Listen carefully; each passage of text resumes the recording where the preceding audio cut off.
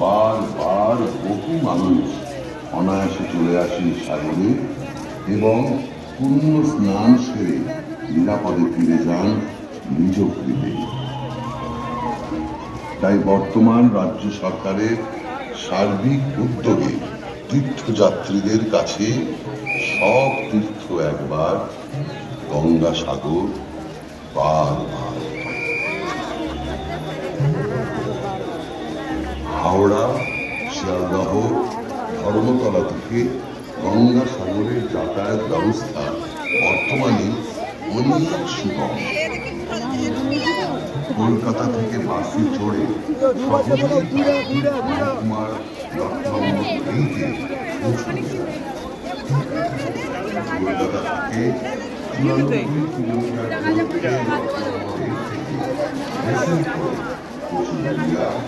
कोचुवेलिया की बासी বা গাড়িতে 30 किलोमीटर गंगासागर मेले में उपस्थित साढ़े 3 यात्री के सूचित किया जाता है कि आप सब अभी केवल পরিবহন দপ্তরের উদ্যোগে বাবুঘাট থেকে থাকে পর্যাপ্ত বাসের ব্যবস্থা। কলকাতার বাবুঘাট থেকে নামখানা বাসে যাওয়া যায়। নামখানা হয়ে লঞ্চে চড়ে হাতানিয়া দোয়ানিয়া নদী পথ পেরিয়ে শ্যামাগুড়ি বেনুবনে পৌঁছানো যায়। শ্যামাগুড়ি বেনুবন থেকে সাগর মেলা প্রাঙ্গণ ও কপিল মুনির আশ্রমের দূরত্ব মাত্র 10 কিলোমিটার। তীর্থযাত্রীদের অনুরোধ, বাস, ভেসেল বা লঞ্চের ভাড়া নিয়ে অযথা বিভ্রান্ত হবেন না। রাজ্য সরকার একটা ব্যক্তি অসুস্থ হয়ে পড়ছেন, একটু তাড়াতাড়ি গিয়ে ওনাকে সাগর অস্থায়ী হাসপাতালে পৌঁছে দেওয়ার ব্যবস্থা করা হোক।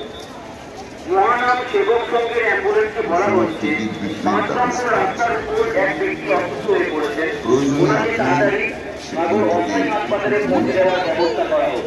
যাত্রাপথের সমস্ত গুরুত্বপূর্ণ স্থানে ভাড়ার তালিকা দেওয়া আছে।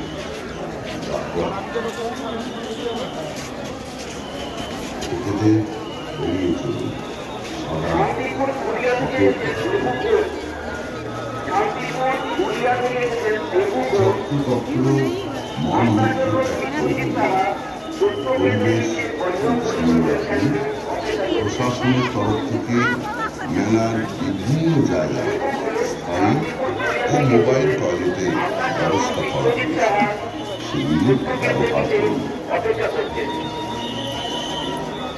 পুণ্যভূমির পবিত্রতা বজায় রাখতে আপনাদের সবাইকে অনুরোধ জানাই।